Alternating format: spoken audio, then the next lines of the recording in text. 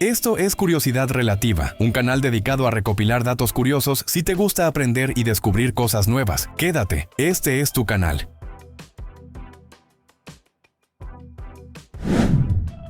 En 2013, Google pensó que tenía en las manos el futuro de los teléfonos inteligentes. Se llamaba Project Ara y era una revolución modular. ¿La idea? Un teléfono que podías armar como si fuera Lego. ¿Se te rompió la cámara?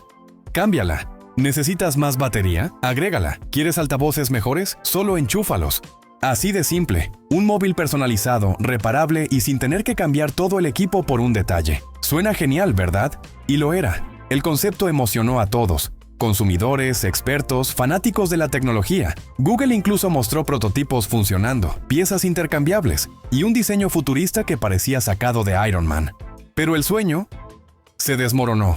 Porque claro, en papel era increíble. En la vida real, no tanto. Los módulos se desconectaban con facilidad. El sistema era lento y frágil. Fabricarlo era carísimo. Y para cuando todo medio funcionaba, los smartphones ya eran más potentes, delgados y baratos que nunca. Además, los fabricantes no querían que arreglaras tu teléfono. Querían que compraras uno nuevo. Google retrasó el proyecto varias veces, canceló lanzamientos, guardó silencio y en 2016, sin mucho escándalo, Project Ara fue archivado. Así, sin gloria, sin adiós, sin siquiera una versión beta para el público. La idea era brillante, pero la ejecución, el mercado y la industria en sí no estaban listos, o quizás no querían estarlo. Hoy, los móviles siguen siendo cajas selladas que tiramos cuando algo falla. Y Ara quedó como un recordatorio de que la libertad del usuario no siempre es prioridad en el mundo tech. Un invento adelantado a su época, que no encontró espacio en ella. Dime, ¿hubieras comprado un teléfono como el Ara? En el año 2010, Microsoft entró al ring con un nuevo contendiente. Su nombre, Windows Phone. La promesa, un sistema operativo móvil moderno, rápido y diferente a todo lo que había. Y sí, diferente era.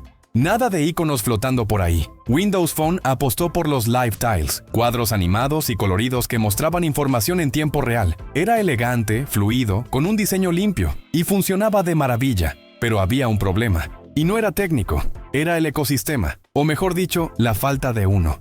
Mientras Android y iOS nadaban en aplicaciones, juegos y herramientas, Windows Phone apenas tenía lo básico. Instagram, llegó tarde, YouTube, solo una app web, WhatsApp, con errores constantes. Los desarrolladores simplemente no estaban interesados, y sin apps, la experiencia se volvía vacía. Microsoft intentó todo. Se asoció con Nokia, lanzó móviles potentes como el Lumia 1020 con cámara brutal, invirtió millones en marketing, incluso trató de unificar todos sus sistemas con Windows 10 Mobile, pero nada funcionó. Mientras tanto, Android avanzaba sin frenos. Apple seguía dominando, y los usuarios, por más que admiraban el diseño de Windows Phone, lo abandonaban por necesidad. En 2017, Microsoft lo aceptó públicamente. No más actualizaciones, no más soporte. El sistema estaba oficialmente muerto. Fue un golpe silencioso, pero brutal. Un competidor con gran potencial, con ideas frescas y diseño innovador, que cayó no por lo que era, sino por lo que le faltaba. Hoy, Windows Phone es un recuerdo nostálgico. Un easy en la historia de la tecnología. Una muestra de que, en este juego, no basta con ser bueno. Tienes que ser parte del ecosistema correcto. Dime, ¿alguna vez usaste uno? ¿Lo extrañas? Yo en lo personal, si quise un Lumia, ahora agradezco no haberlo conseguido porque sería un pisapapeles hoy en día.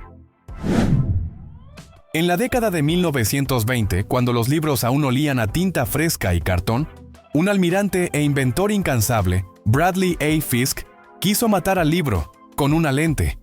La llamó Fisk Reading Machine. La promesa era irresistible. Toda una novela reducida a tarjetas del tamaño de una postal, impresas en microtexto nítido. Nada de lomos pesados ni bibliotecas que ocupan paredes. Tu biblioteca, en una caja de zapatos. Tu lector, un pequeño visor con una lente pulida. Te lo acercabas al ojo, deslizabas la tarjeta y a leer. La idea tenía lógica. Texto comprimido para ahorrar papel. Columnas estrechas para mover menos los ojos. Ediciones baratas, portátiles, casi indestructibles. Fisk aseguraba que leerías más rápido, con menos cansancio, y que el costo de producir historias caería en picada. Una revolución silenciosa, compacta, mecánica, pero el sueño chocó con la realidad. El microtexto pedía luz perfecta y una posición fija. La lente magnificaba, y también cualquier temblor en la mano. ojos cansados, mareos. Nada de subrayar o pasar página con ese placer táctil. Editores reticentes. ¿Para qué invertir en un formato que exigía hardware propio cuando el libro ya funcionaba perfecto? Y el público no quería aprender una nueva postura para leer. Quería sofá, manta y páginas grandes. Además, en pocos años despegaron los libros de bolsillo. Baratos, cómodos, románticos. Competencia letal. La máquina nunca pasó del entusiasmo de círculos curiosos a la adopción masiva. Sin catálogo amplio, sin estandarización, sin infraestructura de impresión dedicada, se desvaneció. Un invento brillante en teoría, incómodo en la práctica. Un casi que llegó antes de que el mundo lo pidiera. Y sin embargo, Fisk no estaba tan perdido. Un siglo después, su promesa vive en el e-reader, en bibliotecas enteras dentro de un dispositivo plano y luminoso. La diferencia es sutil y definitiva. Ergonomía, ecosistema, conveniencia. A veces el futuro llega con la idea correcta, pero con el cuerpo equivocado. Dime, si hubieras vivido en 1925, ¿te habrías puesto la lente de Fisk para llevar una biblioteca en el bolsillo? Yo estoy muy seguro que lo hubiera perdido a la primera, y también estoy casi seguro que me hubiera vomitado al intentar usarlo en un vehículo. En algún punto de los primeros años del siglo XX, cuando los incendios arrasaban barrios enteros y los bomberos apenas contaban con abrigos de lona y mucho coraje, surgió un invento muy peculiar, un traje contra incendios, que rociaba agua sobre el propio bombero. Sí, como lo ves en la imagen, un traje completo, reforzado, con una red de tubos que rodeaban la cabeza y el cuerpo, conectados a una mochila presurizada o directamente a una manguera. La idea era simple y ambiciosa: crear una ducha portátil constante que mantuviera al bombero mojado, fresco y protegido de las llamas. Desde el casco salían chorros en todas direcciones, creando una especie de cúpula de agua en movimiento. Un escudo líquido, una armadura húmeda contra el infierno. Pero la realidad fue más fría que efectiva. El sistema era pesado, incómodo y difícil de controlar. Si la presión del agua bajaba, el escudo desaparecía. Y en medio del caos de un incendio, eso no es precisamente lo que quieres. Además, el agua que debía proteger muchas veces se calentaba al entrar en contacto con el humo o el vapor, provocando el efecto contrario, cocción lenta, y ni hablar de lo que pasaba si el sistema se obstruía o se rompía a mitad del combate. El traje se presentó en demostraciones públicas, como la de esta foto, donde la idea parecía funcionar, bajo condiciones controladas. Pero en el mundo real, los riesgos superaban los beneficios. No pasó de ser un prototipo experimental, nunca se adoptó de forma masiva. Y con el tiempo quedó como una rareza histórica, un experimento valiente, pero mal dirigido. Hoy esa imagen parece entre futurista y absurda, pero refleja algo muy humano, el deseo desesperado de protegerse del fuego, incluso bañándote en él. Dime, ¿usarías un traje que te hace caminar bajo tu propia tormenta? En 1875, mucho antes de que soñara con iluminar el mundo con bombillas, Thomas Edison tenía otra chispa entre manos: el bolígrafo eléctrico. Sí, Edison inventó un bolígrafo, pero no como el que usas para escribir en tu cuaderno. Este era un dispositivo motorizado que perforaba el papel a gran velocidad. ¿Para qué? Para crear plantillas de duplicación. Edison no quería revolucionar la escritura, sino la copia de documentos. Una especie de impresora del siglo XIX. El aparato usaba una batería y un pequeño motor eléctrico que hacía vibrar una aguja. Al escribir, esa aguja pinchaba el papel, creando una especie de calado o plantilla. Luego se colocaba esa hoja sobre otra. Se aplicaba tinta con un rodillo. Y listo, una copia rápida y bastante fiel. Era el corazón del sistema llamado mimeógrafo. El invento era ruidoso, pesado y poco práctico para escribir directamente, pero para oficinas y contadores era oro puro. Se podían hacer decenas de copias sin volver a escribir todo a mano. Una revolución para su época, pero no fue un éxito duradero. Poco tiempo después aparecieron métodos más silenciosos, baratos y sencillos, como el papel carbón y años más tarde la fotocopiadora. El bolígrafo eléctrico fue relegado al olvido, hasta que un grupo de personas vio otra posibilidad en ese extraño aparato vibrante con aguja: los tatuadores. Sí. En 1891, Samuel O'Reilly adaptó el diseño del bolígrafo eléctrico de Edison y creó la primera máquina de tatuar moderna. Así que ese invento que Edison pensó para llenar archivos, terminó llenando pieles con tinta y arte. Una idea que nació para copiar documentos y terminó ayudando a dejar huella en la historia del cuerpo humano. Dime, ¿crees que Edison alguna vez imaginó que su bolígrafo serviría para marcar la piel para siempre? Si los datos te están gustando, por favor, no olvides dejar tu like, suscribirte y compartir con tus amigos nuestro video. Eso nos ayudaría mucho para que el algoritmo de YouTube nos trate bien. En el mundo de la tecnología médica, pocos nombres han hecho tanto ruido y se han desplomado tan fuerte como Theranos. Corría el año 2003 cuando Elizabeth Holmes, con apenas 19 años, prometió cambiar para siempre la forma en que analizamos nuestra salud. ¿La idea? Una máquina del tamaño de una tostadora que, con solo una gota de sangre, pudiera hacer cientos de pruebas médicas al instante. Un milagro médico al alcance de todos. Rápido, indoloro, barato. Y con eso prometía revolucionar los laboratorios, salvar vidas, prevenir enfermedades antes de que avanzaran. Era tan seductor que nadie se detuvo a preguntar, ¿funciona de verdad? Theranos levantó más de $700 millones en inversiones. Se coló en portadas, fue valorada en 9,000 millones y Holmes fue llamada la nueva Steve Jobs. Incluso imitaba su look. Suéter negro, mirada fija, frases visionarias. Pero había un detalle fatal. La tecnología no funcionaba. Las pruebas eran erráticas, los resultados inexactos.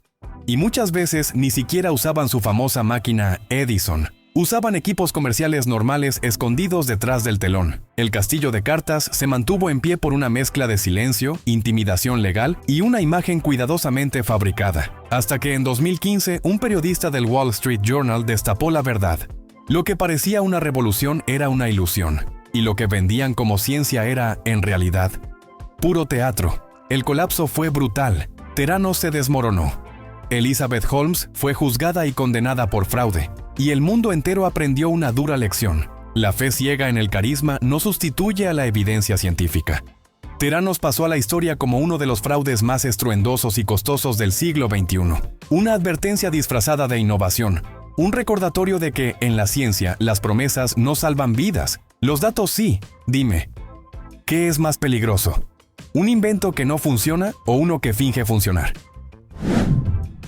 En 2012, tras el éxito arrollador de la Wii, Nintendo creyó tener la fórmula ganadora una vez más. Su nuevo producto se llamaba Wii U. Y no era solo un accesorio, era una consola nueva, aunque casi nadie lo entendió así. La Wii U llegó con una propuesta curiosa, un mando tableta con pantalla integrada que te permitía jugar sin usar la tele. Podías seguir jugando en el control si alguien más quería ver la televisión. Parecía el futuro del gaming familiar. Pero desde el inicio, algo no encajaba. El nombre confundía. Muchos pensaron que era solo un complemento para la Wii original. El diseño del control era tosco, poco ergonómico, y su batería duraba lo que una partida rápida de Mario Kart. Y los juegos, pocos al principio. Y muchos de los grandes títulos third party nunca llegaron. La comunicación de Nintendo fue un desastre. Ni los padres entendían qué estaban comprando, ni los jugadores sabían si valía la pena. Y mientras tanto, Sony y Microsoft avanzaban sin mirar atrás. La Wii U vendió poco más de 13 millones de unidades. Para ponerlo en perspectiva, su predecesora, la Wii, vendió más de 100 millones. El golpe fue duro, las críticas llovieron, y Nintendo por un momento pareció haberse perdido en su propio laberinto. Pero en medio del fracaso, aprendieron. Y en 2017 volvieron con todo con una idea refinada, la Nintendo Switch, que tomó lo mejor del concepto de la Wii U. Y lo hizo bien. Hoy, la Wii U es vista como un experimento fallido, una consola incomprendida, pero también como el puente que llevó a Nintendo hacia su siguiente gran acierto, porque a veces, para reinventarte, tienes que fallar primero. Dime, ¿crees que si la Wii U no hubiera tropezado, la Switch habría nacido? Yo siempre fui más de la competencia, pero admito que tenían potencial. Lástima que la vida no fue tan amable con ellos. Pero bueno, una puerta se cierra y se abre otra. La Nintendo Switch fue un éxito total. En los años 90, cuando los infomerciales reinaban en la madrugada y cualquier cosa con cables prometía cambiarte la vida, apareció uno de los inventos más inquietantes de la época, la Rejuvenique Toning Mask. ¿La recuerdas? Una máscara de plástico duro, con forma humana, pero con esa vibra perturbadora de película de terror barata. Se colocaba en el rostro como si fueras Jason Voorhees en versión spa. Y la promesa era simple, rejuvenecer tu cara con electricidad. Sí, electricidad. El aparato tenía electrodos colocados estratégicamente por toda la máscara. Y cuando la encendías, impulsos eléctricos estimulaban los músculos faciales, supuestamente para tonificarlos, levantarlos y devolverles la juventud perdida. Una sesión prometía lo que ni las mejores cremas antiarrugas lograban. Efectos visibles sin cirugía ni botox, solo un leve hormigueo. O eso decían, pero la experiencia real era otra cosa. Los usuarios describían las descargas como sacudidas desagradables o microtormentas en la cara. Algunos terminaban con la piel adolorida, los músculos contraídos y más tensión que belleza. Y ni hablar del aspecto visual. Verte en el espejo con la máscara puesta era suficiente para asustarte más que cualquier arruga. La FDA lanzó advertencias, la empresa enfrentó críticas, y aunque algunas personas juraban que funcionaba, la mayoría simplemente no soportaba el uso constante. El invento fue retirado discretamente del mercado. Y hoy, la rejuvenique Toning Mask es más famosa por aparecer en listas de productos de belleza espeluznantes que por haber salvado un rostro del envejecimiento. Una idea con buenas intenciones, pero empaquetada en lo que parecía una máscara de asesino eléctrico. Porque a veces, en la búsqueda de la eterna juventud, lo que logras es parecer parte de una película de horror ochentera. Dime, ¿te la pondrías por 15 años menos? ¿O saldrías corriendo en cuanto empiece a soltar choques eléctricos? En 1973, cuando el mundo soñaba con autos voladores, una empresa en California dijo, ¿y si pegamos un coche a un avión y vemos qué pasa? Así nació el Ave Mizar, el intento más literal y peligroso de fusionar un coche con alas. La idea era tan absurda como audaz. Tomaron un Ford Pinto, sí, ese famoso por explotar al mínimo golpe, y le atornillaron la parte trasera de un avión Cessna Skymaster, con alas, estabilizadores y una hélice. ¿El objetivo? Un vehículo híbrido que pudieras manejar por carretera, y luego, al llegar al aeropuerto, desplegar alas y volar, sin cambiar de cabina, sin trámites, del tráfico al cielo. Literal, el concepto llamó la atención. Era la época perfecta. La carrera espacial había dejado al público hambriento de innovación, y la idea de volar desde tu cochera parecía el siguiente paso lógico. Pero había un problema. Bueno, muchos. Primero, el peso. El Pinto era demasiado pesado para volar con seguridad. Segundo, la estructura del auto no estaba diseñada para sostener alas. Y tercero, el proceso de unir coche y avión era peligrosamente improvisado. Los primeros vuelos de prueba fueron preocupantes, y el 11 de septiembre de 1973, durante un vuelo de demostración, el Ave Mizar se desintegró en el aire. Sus dos tripulantes, incluido el propio inventor, murieron en el accidente. La investigación reveló lo obvio. El diseño era inestable, inseguro y no cumplía con los estándares de aeronáutica. Y así, el sueño del coche volador pegado con remaches cayó en picada. Hoy, el Ave Mizar es recordado como uno de los intentos más temerarios en la historia de la aviación. Un híbrido imposible. Una lección brutal de que la innovación no puede ignorar la física básica, porque a veces no basta con soñar alto. Hay que asegurarse de que no explotes en el intento. Dime, ¿te habrías subido a un Pinto con alas? En definitiva, no era una de las mejores ideas unir un auto peligroso con la parte de atrás de un avión, pero sin duda sería genial que tuviéramos autos voladores. Los juegos basados en películas casi nunca terminan bien, y esto lo aprendió Atari a la mala. En diciembre de 1982, Atari apostó fuerte. El videojuego de E.T. el extraterrestre para Atari 2600. La idea era simple y tentadora: vender millones aprovechando el éxito cinematográfico de Spielberg. Pero había un problema. Desarrollado en apenas 5 semanas por Howard Scott Warshaw, el juego se lanzó sin pruebas de calidad. La jugabilidad era confusa, los gráficos pobres y las mecánicas frustrantes, como caer una y otra vez en pozos sin poder salir.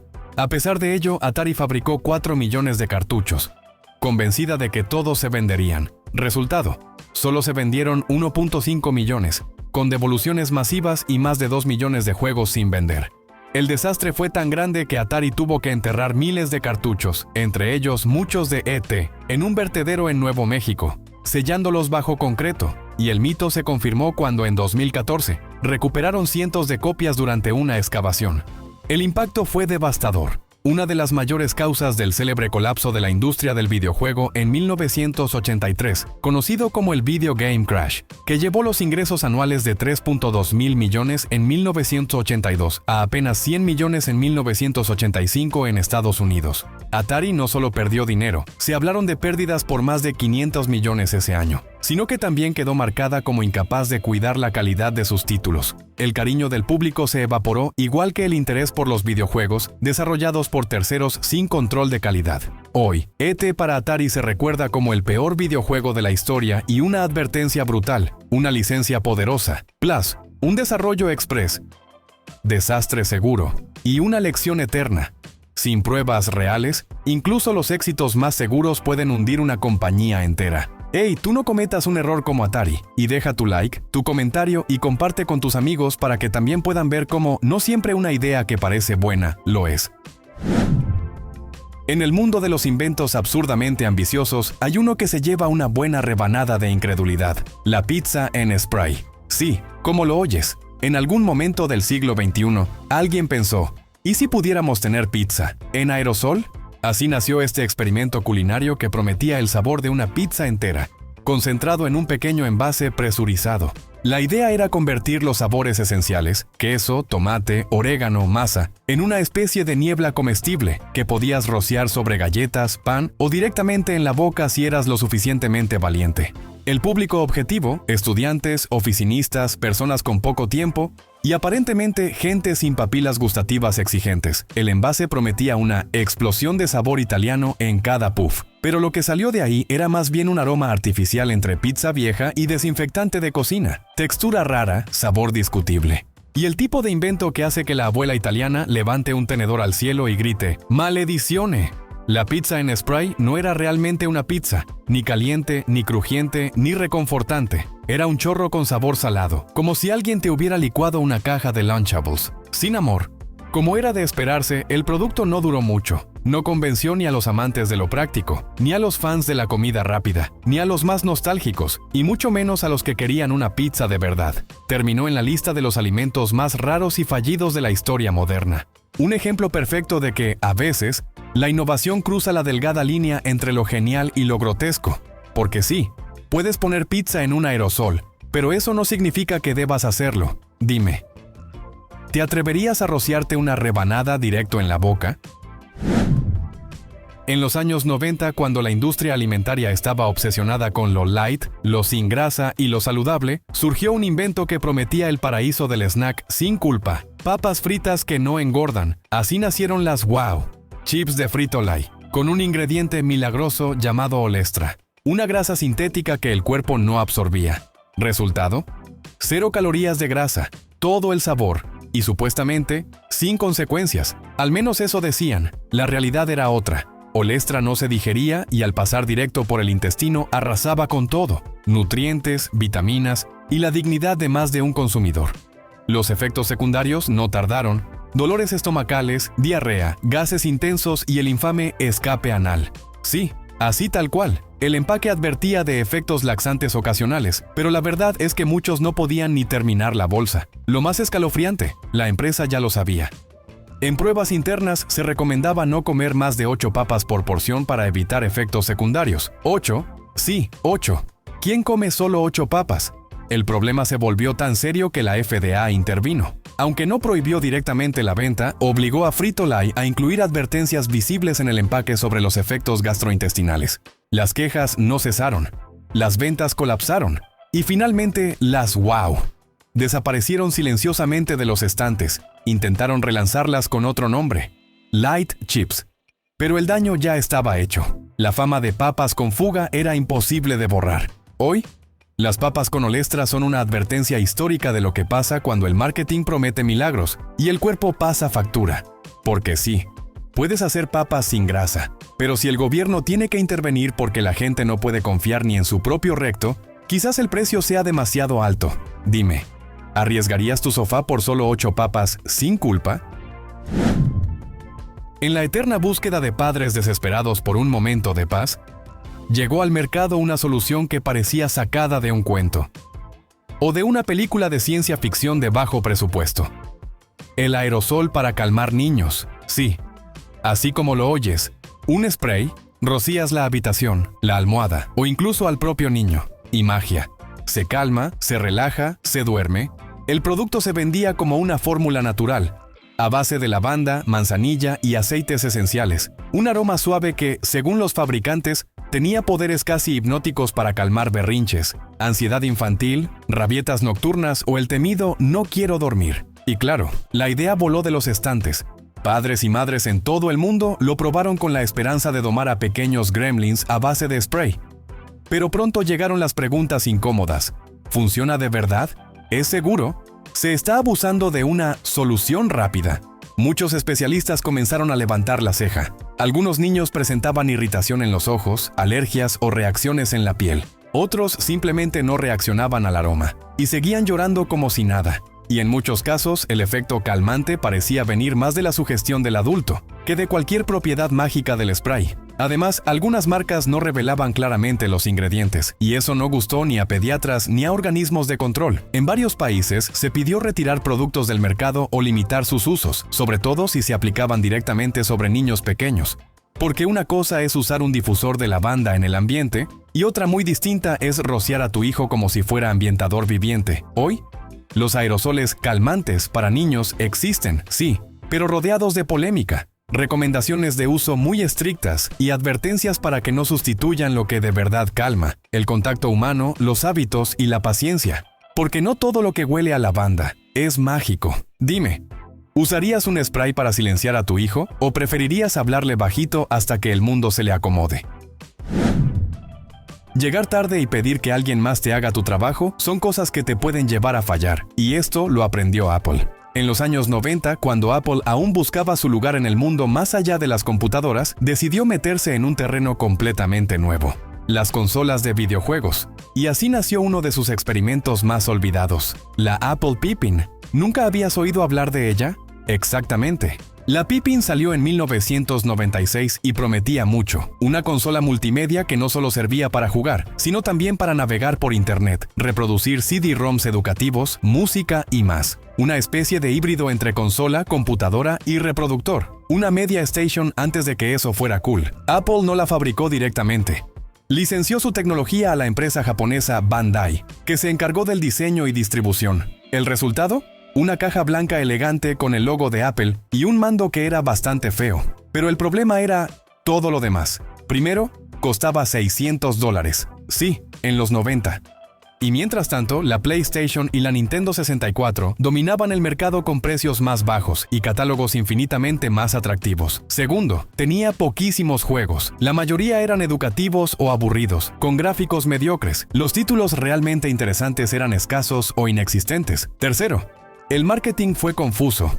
Era una consola, una computadora, un aparato para escuelas. Nadie lo tenía claro, ni siquiera Apple. Y como cereza en el pastel, la velocidad de Internet en 1996 hacía que la navegación online fuera una broma lenta y frustrante. El fracaso fue total. Se vendieron menos de 50,000 unidades en todo el mundo. La Pippin fue descontinuada en menos de un año, sin actualizaciones, sin catálogo, sin gloria. Hoy, la Apple Pippin es un objeto de culto para coleccionistas y una mancha silenciosa en la historia de Apple, un recordatorio de que hasta los gigantes tropiezan. Porque sí, la idea de una consola inteligente no era mala, pero llegó demasiado temprano, demasiado cara y con demasiado poco que ofrecer. Dime, ¿crees que hoy Apple se atrevería a volver al mundo de los videojuegos? ¿O aprendió su lección con la Pippin? En 1992, un grupo de ingenieros de IBM pensó que habían creado el futuro de la escritura. Un teclado, sin teclas, solo una luz roja proyectada sobre una mesa. Futurista, elegante y completamente inútil. Así nació el concepto del teclado láser virtual. Una idea que parecía sacada de una película de ciencia ficción. Proyectabas un teclado sobre cualquier superficie y empezabas a escribir tocando la luz, sin piezas, sin botones, sin ruido. Todo sonaba increíble, hasta que alguien intentó usarlo. El primer problema fue brutal. No podías sentir nada, sin retroalimentación táctil. Escribir se convertía en un juego de adivinanza. Tus dedos rebotaban contra una superficie lisa, sin saber si habías tocado bien la tecla. Errores. Lentitud. Frustración. Lo que debía ser un avance se volvió un obstáculo. Y no solo eso. En aquel entonces, los sensores ópticos no eran tan rápidos ni precisos como se necesitaba. El teclado no podía seguir el ritmo de tus dedos. Una frase simple se volvía un desastre tipográfico. La promesa era enorme, la experiencia decepcionante. Demasiado adelantado para su tiempo, demasiado incómodo para los usuarios. Poco a poco, pasó de ser el futuro de la tecnología a una curiosidad olvidada, un producto de nicho, uno de esos inventos que la gente probaba una vez y guardaba en un cajón para siempre. Lo peor, ni siquiera IBM lo lanzó al mercado. Patentaron la idea, pero nunca sacaron un producto propio. Y los que intentaron revivirlo años después tampoco lograron hacerlo práctico. Hoy, cuando tocas una pantalla táctil o dictas con tu voz, podrías pensar que aquella idea absurda sirvió de algo. Y en parte sí. El teclado láser fue el ensayo fallido que inspiró otros caminos, pero su historia es la de un fracaso elegante, uno que brillaba con luz roja y se apagó en silencio. A pesar de que sí parecía un invento prometedor, terminó fracasando. En una época donde el vapor impulsaba trenes, fábricas y hasta sueños imposibles, un inventor llamado Sylvester H. Roper decidió ir más allá. Entre 1867 y 1869, construyó lo impensable, una bicicleta que funcionaba a vapor, 2 ruedas, un asiento, y en el centro un motor que parecía sacado de una locomotora en miniatura. Nacía el velocípedo de vapor, un monstruo de hierro, que rugía y escupía vapor por las calles del siglo XIX. Pero lo que debía ser el inicio de una revolución sobre ruedas, se convirtió rápidamente en una pesadilla ambulante. Las máquinas de vapor de la época eran pesadas, ruidosas y extremadamente inestables. No contaban con válvulas de seguridad modernas, ni sensores de presión. Si algo fallaba, explotaban. Literalmente. Imagínalo, una bicicleta de hierro, con un motor a vapor rugiendo entre tus piernas. Y con cada chispa, con cada aumento de presión, la posibilidad de volar por los aires. Roper se atrevió a montarla, a exhibirla, a recorrer las calles con esa criatura ruidosa, hasta que el miedo, la inseguridad y el humo la condenaron al olvido. Porque nadie quería morir en una explosión. Por intentar ir al mercado, nadie. Así, el velocípedo de vapor terminó siendo un experimento, una leyenda mecánica perdida entre el humo del tiempo. No se produjeron en masa, no fueron adoptados, y aunque fueron los antepasados de las motocicletas modernas, nunca pasaron la prueba más importante: la confianza. Hoy suena absurdo, una bicicleta que explota, pero en el siglo XIX era un miedo real, y esa fue su sentencia. ¿Sabías acerca de esta bicicleta que fracasó solo por el hecho de estallar? En 1929, cuando el mundo aún vibraba con los ecos de la música clásica, un ambicioso proyecto nació con la promesa de cambiarlo todo: el Neo Bechstein, el primer piano electrónico del mundo, un instrumento adelantado a su tiempo e injustamente olvidado. Era una maravilla técnica, un híbrido entre la elegancia de un piano de cola y la innovación de los circuitos electrónicos. Pero a veces la genialidad no es suficiente. El público no lo entendió, no lo quería, no lo necesitaba. El Neo Bechstein sonaba distinto y en esa época, lo diferente asustaba. A pesar de su diseño revolucionario, su precio era tan alto como sus aspiraciones. Fabricarlo era carísimo y venderlo, aún más difícil. Solo unos pocos cientos de unidades lograron ver la luz del día. 5 años después de su lanzamiento, el sueño se apagó. La industria le dio la espalda. Bechstein vendió sus patentes y la empresa que las compró las abandonó sin remedio. Hoy casi nadie recuerda al Neo Bechstein. No está en las vitrinas de los museos, ni en los escenarios de los grandes conciertos. Fue una nota brillante, pero fugaz, un intento de innovación que el mundo no supo abrazar. Y es una lástima, porque quizás si el tiempo le hubiera sonreído, la historia de la música electrónica sería muy distinta. Así que si te está gustando, no olvides darnos un pulgar arriba y ayúdanos compartiendo nuestro contenido. Tal vez juntos logremos que el Neo Bechstein no quede sepultado en el olvido para siempre. En 1949, un hombre llamado Mold Taylor miró al cielo y decidió que no bastaba con imaginar, había que construirlo. Así nació el Taylor Aerocar, un auto que también volaba. Vaya imaginación que tenía. Y déjame decirte que no es un diseño moderno de Silicon Valley. Este híbrido de coche y avión realmente despegó del suelo, rodaba por carretera, luego desplegaba sus alas, encendía su hélice y se convertía en una aeronave lista para surcar los cielos. Fue uno de los pocos modelos en recibir aprobación oficial de la FAA. No era un prototipo loco, era un vehículo funcional que por unos minutos parecía adelantar el futuro. Pero como muchos sueños, la realidad fue más dura. El Taylor Aerocar no era ni un buen coche, ni un buen avión. En tierra era incómodo y tosco, y en el aire lento y limitado. Y eso no era todo. Para que este invento triunfara, el mundo tenía que cambiar con él. Se necesitaban carreteras especiales, hangares accesibles y hasta un sistema completo de control aéreo para el tráfico cotidiano. Y la gente común tendría que aprender a volar, obtener una licencia de piloto. No todos estaban listos para eso en los años 50, ni siquiera hoy. Además, la crisis del petróleo de los años 70 fue el último clavo en su ataúd. Los planes para financiarlo, comercializarlo y llevarlo a producción masiva se evaporaron como combustible en el aire. Y sin embargo, el Aerocar sí voló, No fue un mito ni una broma de feria. Fue uno de los primeros autos voladores prácticos de la historia, un símbolo de lo que podría haber sido, si el mundo hubiera estado preparado para volar con él. El sueño que ahora todos tenemos, tener autos voladores, ya había despegado una vez, pero aún sigue esperando su verdadero aterrizaje. O debería decir, despegue final. Dime, ¿te subirías a uno? En plena década de los 80, mientras el mundo bailaba al ritmo del pop, una compañía japonesa decidió mirar al futuro. Seiko presentó algo que parecía salido de una película de ciencia ficción, un reloj que te permitía ver la televisión en tu muñeca. Era pequeño, era futurista, y sí, funcionaba. El Seiko TV Watch incluía una pantalla LCD de apenas 1.2 pulgadas y venía con auriculares, batería externa y un cable que te hacía parecer un espía de película barata. Pero había un problema. Bueno, varios. Primero, la pantalla era tan diminuta que para ver algo necesitabas entrecerrar los ojos o tener visión de halcón. Segundo, el reloj no era tan autónomo como parecía. Requería estar conectado a una batería externa por cable, lo cual lo hacía todo, menos portátil. ¿Imagina salir a caminar con un reloj y una mochila para alimentarlo? Tercero, no existía infraestructura, nada de streaming, nada de televisión digital. Dependía de antenas, señal abierta. Y aún así la imagen era borrosa, interrumpida o simplemente inexistente. A pesar del bombo publicitario, el público no estaba listo. ¿Ver televisión desde la muñeca? ¿Para qué si podías hacerlo desde el sofá? Fue adelantado a su tiempo, sin duda, pero también fue una víctima del mismo. Hoy lo vemos como un capricho tecnológico, una joya para coleccionistas, pero en su momento fue una promesa que nunca despegó. Y sin embargo, ese pequeño reloj inspiró la idea de llevar una pantalla. Siempre contigo. Tal vez sin él, no tendríamos los smartwatches ni los teléfonos que hoy dominan nuestra vida. ¿Alguna vez tuviste uno? ¿O llegaste a verlo en acción? Porque si lo hiciste, fuiste testigo de una visión del futuro, que llegó demasiado pronto.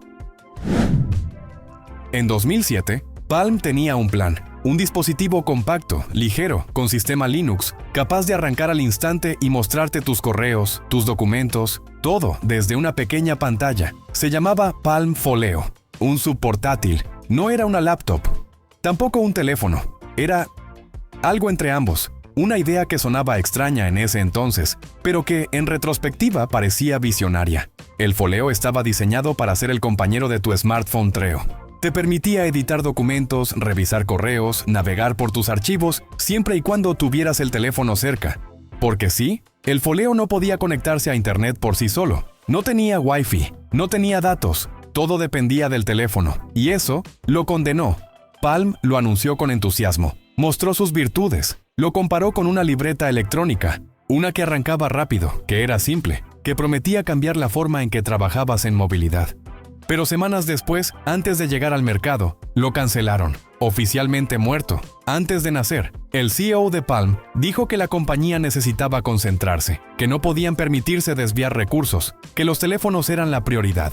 Y mientras el Folio desaparecía en silencio, las netbooks aparecían en escena, más baratas, más funcionales y o sin depender de otro dispositivo para funcionar. Muchos creen que el Folio, con unos ajustes, pudo haber sido el primero en su categoría. Pudo haber liderado, pero fue uno de los fracasos más prematuros de la historia tecnológica.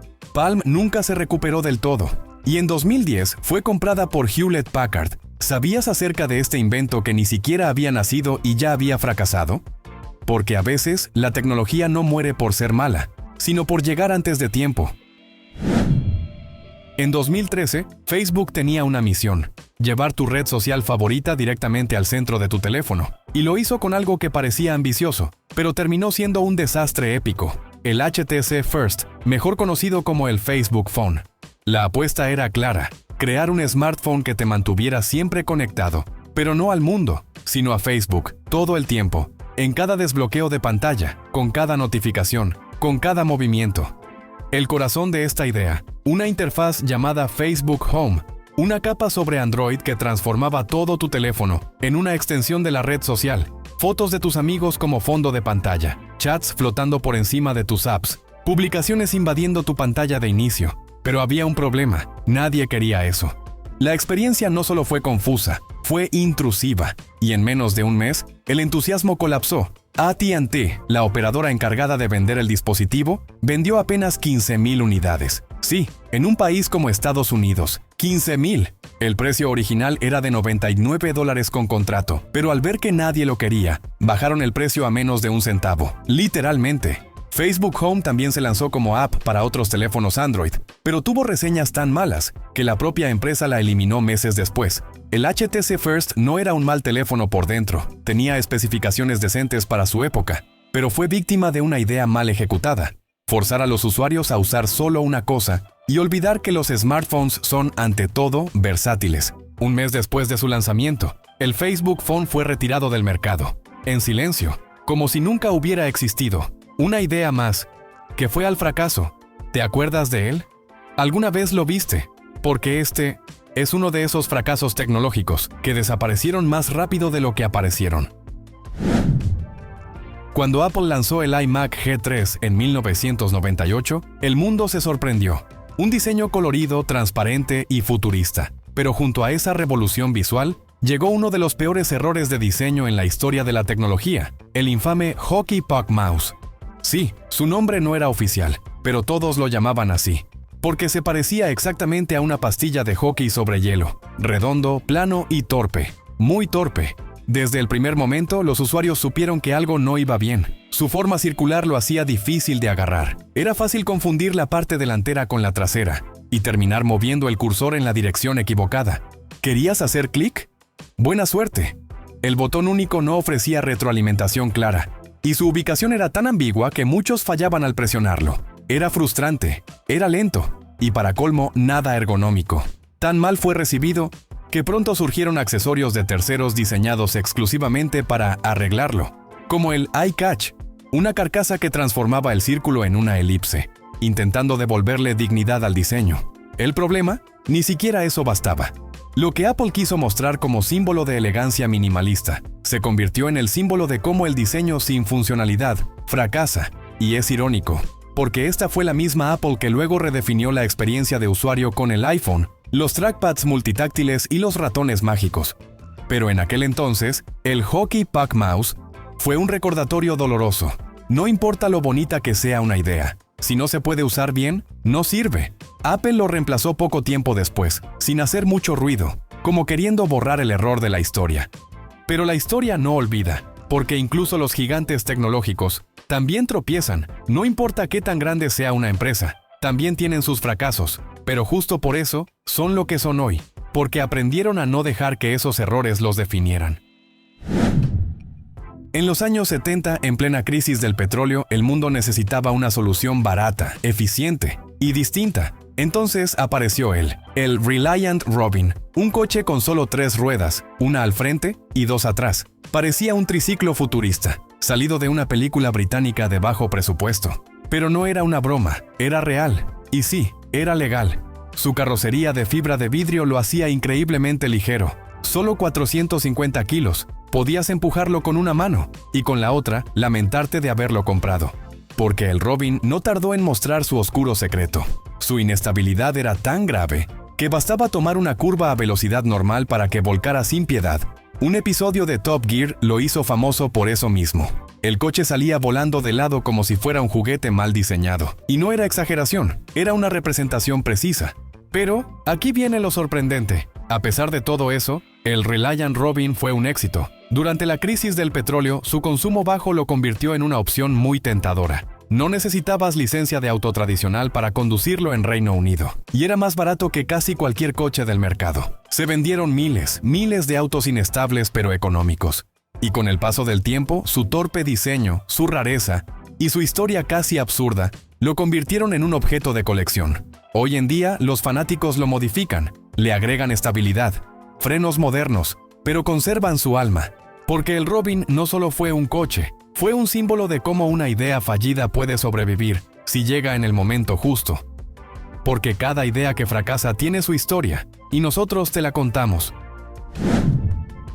En 1976, Aston Martin decidió romper todas las reglas y crear algo que el mundo jamás había visto: un sedán de lujo, con un diseño angular que parecía una nave espacial y una pantalla digital que parecía sacada del futuro. Así nació el Aston Martin Lagonda, un auto tan adelantado a su tiempo, que el tiempo mismo no lo entendió.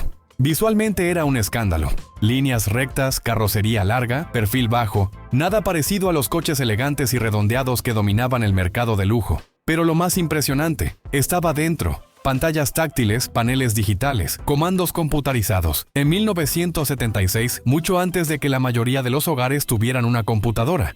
El problema era que nada de eso funcionaba bien.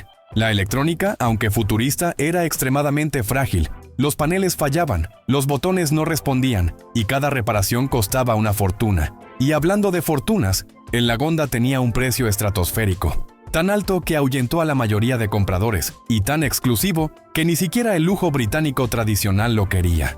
No era un Bentley, no era un Rolls-Royce, tampoco un Jaguar. Era algo extraño, demasiado extraño. Apenas se fabricaron unas cuantas unidades. La producción fue lenta, cara y llena de tropiezos. Y para colmo, casi lleva a la ruina a Aston Martin. Sí, una marca icónica, al borde de la quiebra por un auto que parecía una idea brillante. Y terminó siendo un problema rodante. Pero con el tiempo, el Lagonda encontró su lugar. Hoy es una pieza de culto entre coleccionistas. Un símbolo de lo que pudo ser si la tecnología hubiera estado lista para tanto atrevimiento. Nunca había escuchado ni hablar de él, hasta que sin querer llegué a su historia. Dime, ¿tú sabías de este fracaso brillante? En 2017, Apple hizo una promesa. Una alfombra mágica capaz de cargar todos tus dispositivos con solo dejarlos caer sobre ella, sin alinear, sin cables, sin complicaciones. El nombre era AirPower, y el mundo tecnológico enloqueció. iPhone, Apple Watch, AirPods, todos cargándose al mismo tiempo en cualquier punto de la superficie. Sonaba a ciencia ficción, y Apple juraba que lo haría realidad. Pero tras 2 años de silencio, la ilusión se evaporó. ¿Qué pasó? El problema estaba en el corazón del dispositivo. Una red de múltiples bobinas de carga, colocadas de forma tan densa y cercana, que el calor se volvió incontrolable. Sobrecalentamiento, peligro para el usuario, riesgo para el iPhone, y una pesadilla para los ingenieros. Además, debía cumplir con distintos estándares, el protocolo Qi para el iPhone y los AirPods, y el sistema propietario del Apple Watch. Todo eso en una sola estructura, sin que nada explotara, ni se derritiera, y lo peor, cuanto más lo intentaban, más lejos estaban de lograrlo. Apple lo intentó una y otra vez, pero simplemente no funcionaba. En marzo de 2019, la empresa hizo algo que rara vez hace. Admitió la derrota y canceló AirPower públicamente, sin pena, pero con mucha vergüenza. Lo que iba a ser un símbolo de innovación, terminó en la lista de sus proyectos más fallidos, un recordatorio de que incluso los gigantes tropiezan. Y lo más curioso, hoy otras marcas han lanzado cargadores similares que sí funcionan. Aunque, claro, no son Apple. Otro fracaso de Apple, que nos recuerda que incluso la perfección tiene límites. En 2010, Microsoft lanzó algo que prometía ser revolucionario. Un teléfono móvil que conectaría a los jóvenes con sus redes sociales como nunca antes. Se llamaba Microsoft King, y fue un desastre tan grande que solo duró 48 días en el mercado. Sí, 48 días. Ni siquiera alcanzó los 2 meses, y eso que detrás de él estaba una de las empresas más poderosas del planeta. ¿Qué salió tan mal? Todo comenzó con una idea interesante. Un teléfono sencillo, moderno, con teclado deslizante y enfocado 100% en redes sociales. Era diferente, pero también increíblemente limitado. Para empezar, el King no tenía una tienda de aplicaciones. Sí, en pleno auge de Android y del iPhone, lanzaron un smartphone que no podía descargar apps. ¿Y qué sistema usaba? Windows CE, un software tan anticuado que parecía sacado de 2003. Eso ya pintaba mal, pero aún había más. El precio inicial era accesible, pero escondía una trampa. Requería un contrato de 2 años con un plan de datos bastante caro, lo que parecía un teléfono juvenil y barato. Se convertía en un gasto innecesario, y por si fuera poco, ni siquiera las operadoras querían venderlo. La promoción fue tan floja que muchos ni se enteraron de que existía. El resultado, ventas miserables. Microsoft tiró la toalla antes de cumplir los 2 meses, un récord en velocidad de fracaso. Eso sí, el King dejó una lección valiosa. Incluso los gigantes pueden tropezar, y fuerte. Tan solo 48 días tardó y murió este invento. ¿Te imaginas trabajar años en un proyecto, para que desaparezca en menos de lo que dura una planta de albahaca? Así fue el fugaz, ridículo y muy costoso paso del Microsoft King por la historia. ¿Y tú? ¿Lo llegaste a conocer o ni siquiera te enteraste que existió?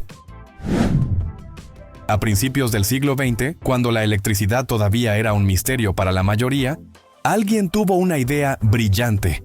¿Qué pasaría si le metemos electricidad al agua? Nació así la agua electrificada, una moda tan absurda como divertida. Se promocionaba como un líquido milagroso, que podía esterilizar la ropa sin jabón, curar la resaca con solo meter las manos, y hasta hacer que tus plantas crecieran más felices. Sí, todo eso con solo una ligera descarga eléctrica. Suena a chiste, pero no lo era. Había anuncios, demostraciones e incluso máquinas diseñadas exclusivamente para electrificar el agua de tu casa. Una locura tecnológica. La idea era simple. Conectabas un aparato a la corriente, sumergías un par de electrodos en agua y listo. ¿Tenías agua con poderes? ¿Científicamente probado? Por supuesto que no. Lo gracioso es que no era particularmente peligrosa, siempre y cuando electrificaras el agua antes de tocarla. Claro, porque nadie querría una lavadora estilo silla eléctrica. Pero, como era de esperarse, no funcionaba para nada. Las plantas no crecían más, las resacas seguían igual de insoportables, y la ropa seguía oliendo mal si no usabas jabón. Lo curioso es que mucha gente realmente creyó en este invento durante años. La palabra eléctrico tenía un halo de magia, como si pudiera mejorar todo lo que tocara. Agua eléctrica, pan eléctrico, hasta masajes eléctricos. Todo sonaba más moderno. Con el tiempo, la moda murió. La ciencia avanzó, y quedó claro que este invento era puro humo, con una chispa de ridiculez. Eso sí, no lo confundas con la electrólisis, un proceso real que sí separa el agua en hidrógeno y oxígeno. Eso sí sirve. Esto es sumamente curioso. Un producto que decía lograr cosas, que no sirvió para nada. ¿Te imaginas caer en la moda de beber agua electrificada, solo para terminar con sed y cara de tonto? Dime, ¿tú habrías comprado algo así? En 1890, Thomas Edison, sí, el mismísimo genio de la bombilla, decidió meterse en el mundo de los juguetes. ¿Su idea? Una muñeca que hablara. ¿El resultado? Una mezcla entre innovación y pesadilla sonora. Las muñecas parlantes de Edison eran verdaderas pioneras. Llevaban dentro un mini fonógrafo con un cilindro de cera o estaño, y al girar una manivela, la muñeca comenzaba a cantar, o al menos lo intentaba. La idea era adorable. Canciones infantiles como Jack and Jill, recitadas por voces de niños, pero la ejecución fue otra historia. Lo que debía sonar tierno, sonaba chirrillante, fantasmal y hasta un poco aterrador. Los niños lloraban, los padres se quejaban, y Edison tomó nota.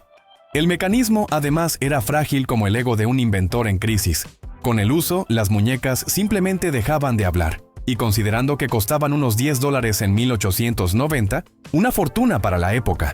La paciencia de los compradores fue breve. Imagínalo, una muñeca con cabeza de cerámica, cuerpo de metal, brazos de madera y una voz que parecía salida de una radio poseída. Ni Chucky se atrevió a tanto. Solo se vendieron menos de 500 unidades y muchas fueron devueltas más rápido de lo que tardaban en decir Jack cayó por la colina.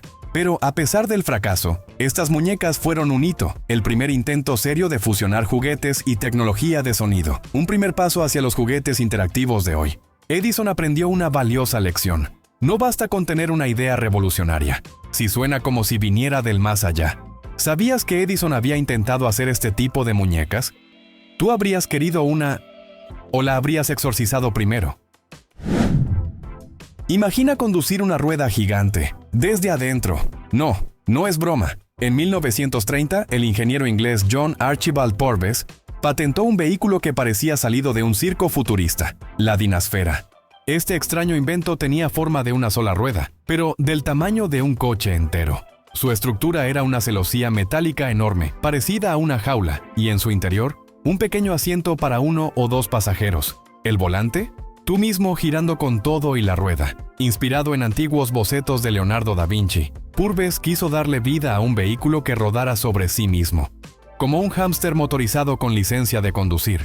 Se crearon modelos con motor eléctrico y también de gasolina, y por increíble que parezca, sí funcionaban. La dinasfera se movía, giraba, avanzaba, pero también era un dolor de cabeza para maniobrar.